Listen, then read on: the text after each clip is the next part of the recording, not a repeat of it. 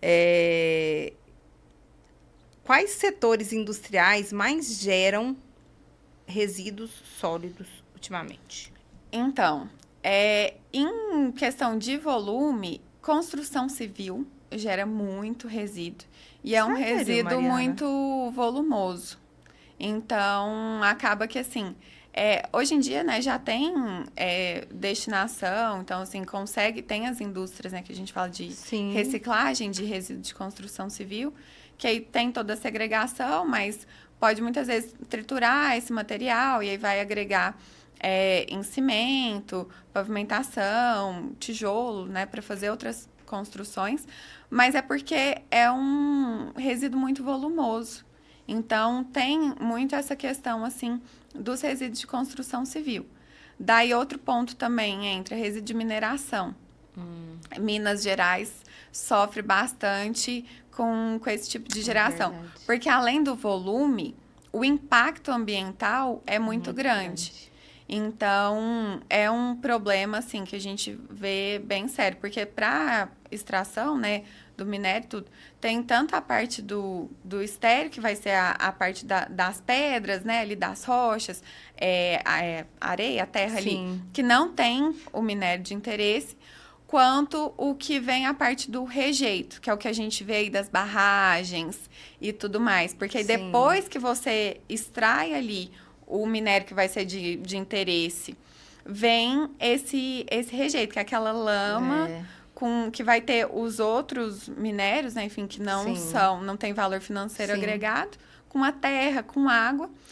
E é um volume gigantesco. A gente viu, né, todos os desastres sim. ambientais com Mariana, Brumadinho, porque esse volume de rejeito É é muito alto. grande.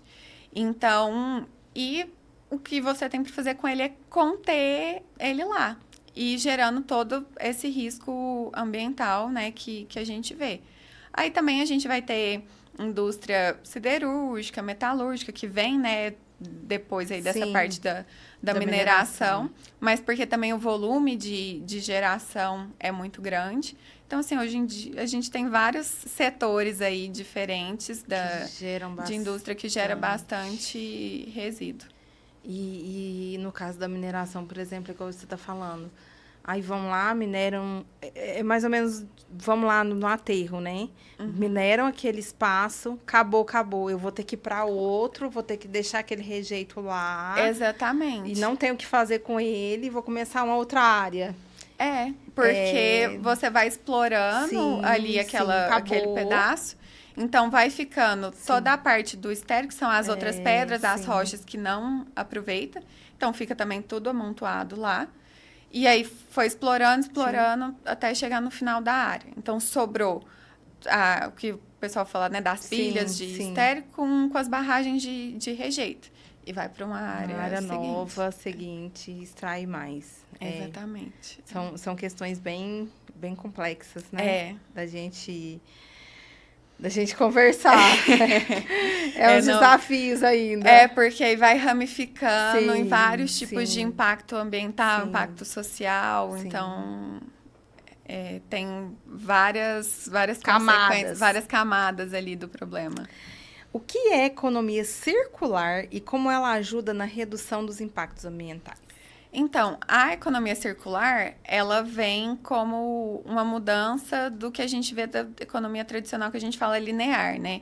Que aí você tem a exploração da matéria-prima, aí você produz aquele determinado bem ali, Uhum. usa ele e depois descarta. Na economia circular, depois, nesse descarte, ele vai voltar lá para o começo da vida útil daquele produto. Então, por exemplo, nas palestras a Sim, gente sempre explica que está muito associado com o negócio, né, do grupo e que facilita bastante para o pessoal entender essa questão da economia circular. Lá no grupo a gente tem um viveiro de mudas, né, especializado em mudas de maracujá, Flora Brasil.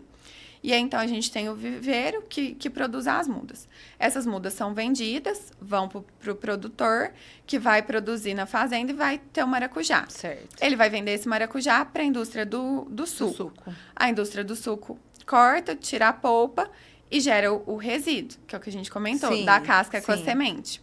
E aí vem a Lotus, coleta esse resíduo para encaminhar para destinações possíveis. Sim. A parte da semente tem o óleo, né, e tudo mais. Sim. E o que sobra dos resíduos orgânicos, e aí isso entra, né, no processo de várias Sim. outras agroindústrias, Sim. mas, né, específico na cadeia do maracujá. Vai para compostagem, que aí entra outra empresa, a Ciclo, que vai junto, né, desses todos os resíduos orgânicos, faz o composto orgânico que vai voltar para o produtor para adubar a muda, que aí vai ter o fruto que volta para a indústria, que gera o resíduo, e aí vai fazendo. Você consegue fechar o ciclo. Você fecha o ciclo, que a gente fala que é o ciclo da sustentabilidade. Que então, legal. a economia circular é isso. Então, né, pode ser aplicada para diversos Sim, outros negócios, sim. né?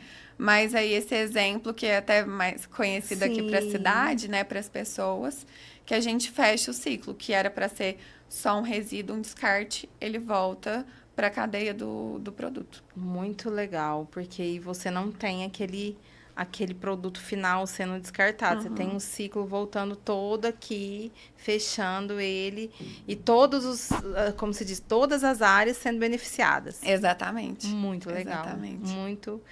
Como se diz, se a gente conseguisse fazer isso com todos os produtos, seria maravilhoso. É o sonho, né? Maravilhoso. Como funciona na prática um plano de gerenciamento de resíduos sólidos, que chama PGRS? Isso.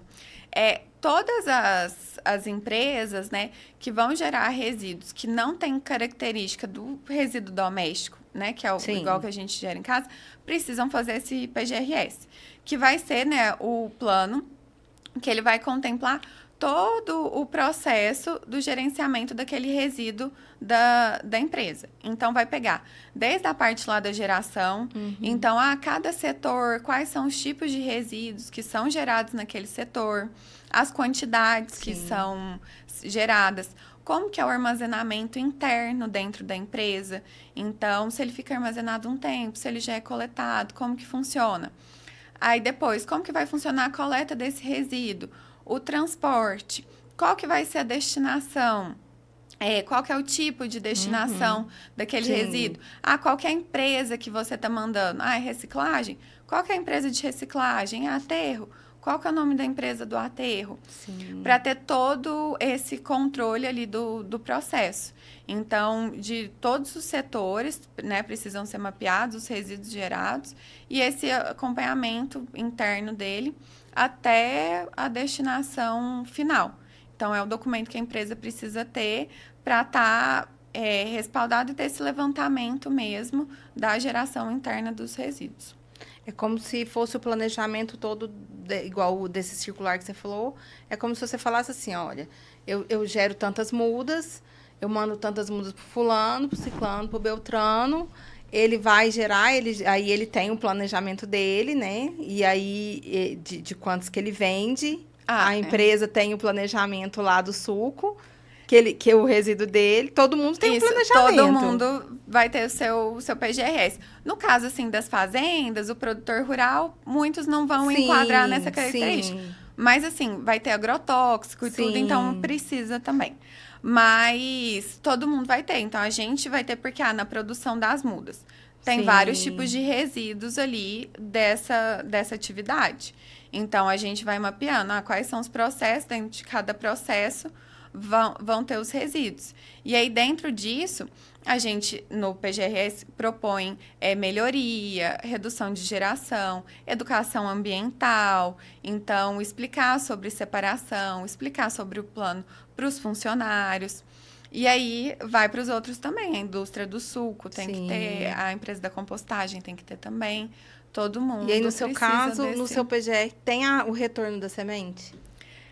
No nosso caso, porque vai ter a destinação, né? Então, a produção de muda também gera resíduo orgânico. Então, tem as mudas de descarte que vai para compostagem. Entendi. Então, vai voltar depois para a gente. Muito interessante. É muito importante ter esse planejamento mesmo para você ter esse controle muito bem feito ali do que realmente é, para onde vai, como vai, quando vai. E no caso das empresas, assim, é até uma obrigatoriedade legal mesmo. Precisa de responsável técnico, tudo certinho. Sim. Quais são os riscos ambientais e a saúde pública causados pelo descarte inadequado dos resíduos? São vários.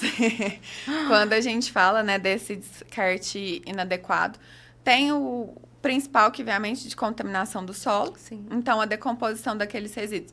Principalmente porque quando o descarte é inadequado, tem todo tipo de resíduo ali. Sim. Então, vai ter um resíduo hospitalar, Sim. vai ter uma pilha, vai ter medicamento, vai ter resíduo perigoso, óleo, graxa, enfim.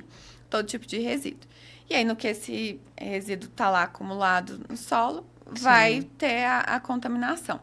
E aí, nisso, leva para a contaminação do lençol freático também, porque o chorume, Sim. né, toda a contaminação vai infiltrando. E aí, vai também para uma contaminação para os corpos d'água. Às vezes, a gente pensa, tipo, tá descartado no meio de uma cidade. Que jeito que isso vai chegar num corpo d'água? Mas não tá tão separado quanto a gente pensa. Imagina. Porque muitas vezes isso vai para a rede de esgoto da cidade, sim, então vai parar num bueiro, vai para a rede de esgoto. Não vai ser todo o município que vai ter um tratamento de efluente efetivo, e esse esgoto vai ser descartado num corpo d'água. Então, vem chuva, enxurrada pode levar. Muita gente descarta já em áreas próximas, sim, a corpo d'água em geral. Então, sim, quando vem as chuvas, esse resíduo vai sendo transportado. Então, quando a gente vê nas reportagens aquelas ilhas de resíduo enormes no meio do oceano, às vezes a gente acha que isso é uma questão das cidades do litoral que joga resíduo no mar. Não é, porque é o que eu sempre falo com o pessoal nas palestras. A gente aqui em Minas Gerais, a gente está super longe do mar. Só que todo rio, uma hora, deságua no mar. Sim. Então, eles vão se juntando, e o resíduo, ele vai caminhando, ele vai sendo levado para a correnteza até chegar no mar. Então, aquelas ilhas enormes de resíduo, elas não vêm só das cidades litorâneas, sim, de navio que joga. Não. Tá vindo daqui também, do continente. Então, tem todo esse impacto na água também. Tem um impacto no ar, porque os gases, né, da decomposição, eles não vão ter nenhum tipo de tratamento. Então, principalmente, né, o que é conhecido aí nas reportagens, tudo metano, que é o mais, sim, poluente, além do CO2, né? Mas o metano é o principal. Tem toda a parte também de proliferação de animais vetores, que propagam doença. Então, vai ter muito rato, cobra, né? Animal peçonhento, então cobra, escorpião, rato, barata, urubu. E tudo isso, se está num local inadequado, vai ter população morando ali em volta, sim, pessoas circulando. Então, tem essa questão também. Ninguém quer morar perto do lado de um lixão, de uma área, assim, sim, muito pelo cheiro, né? Pelos animais e tudo. E tem uma parte também difícil, que é a questão social. Porque muitas vezes os catadores de material reciclável, eles vão nesses lixões, nessas áreas de descarte, para coletar o material reciclado que foi levado para lá. Só que as condições de trabalho ali são muito... tem um risco muito grande, sim, né? De machucar, de cortar, poder pegar algum tipo de doença. Então, tem uma questão social muito forte também, sim, atrelada nesse descarte inadequado. Com certeza. Então, quando a gente fala dos impactos do descarte, vai para várias áreas. Eu acredito que a gente nem consiga citar todas que poderia... Os possíveis impactos. É muito impacto mesmo, de não fazer certo. Os próprios rios serem poluídos, né, Mariana? E a poluição vai chegar lá no oceano, mas o rio também ali. A gente já viu várias reportagens de peixes lá, todos mortos por contaminação. Contaminação. E não tanto de resíduos sólidos, né? Quanto a parte de efluente, sim, também. Sim. E até não longe daqui, do nosso lado, Araguari, em parceria com outras cidades aqui da região, faz ação todo ano de despoluição do Rio Paranaíba. Não sei se você já ouviu falar. Todo ano, nesse mês de junho, se não me engano, já está na 11ª edição. Olha, que interessante.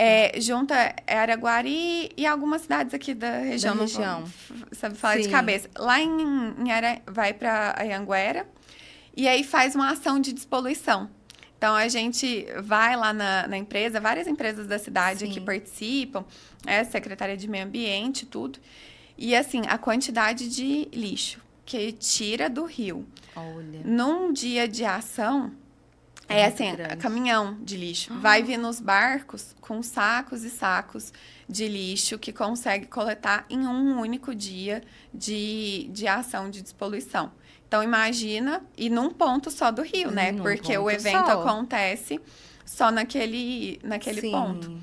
Então, assim, é a coisa que tá aqui do nosso lado, que às vezes a gente acha que é muito distante, né? Sim. Mas não é, não é. Não tá longe da gente as coisas que a gente acontece e vê, assim, né? Às vezes a gente gosta falando, não, gente, não é lá no oceano, não, é aqui no Rio, aqui perto. Justamente. As coisas começam perto da gente. E é por isso que eu falo que, às vezes, a gente tomar essa consciência, Mariana, pra gente mesmo. Trazer pra nós, não só indústria, mas nós como população, tomar essa consciência de descartar de forma correta, descartar o menos possível, usar tudo que puder usar. Eu lá em casa eu brigo muito, eles falam, nossa, mas... Gente, não desperdiça, entendeu? Exatamente. Não joga fora. Igual Exatamente. assim, óleo em pia. Gente, inadmissível, óleo você não joga em pia. E muita gente acha que é o descarte, vamos dizer, correto, assim. Só que o problema que isso dá, e não só ambiental, né, de contaminação do solo e da água, mas também problema para a cidade mesmo. Sim. Porque o óleo, ele vai empedrar na tubulação, entope a tubulação todinha. Aí tem que quebrar a rua, quebrar a calçada, trocar a manilha. Então, assim, é um problema bem sério o descarte de óleo de cozinha. Exatamente. E aí, eu não sou chata, tá, gente? Viu, gente?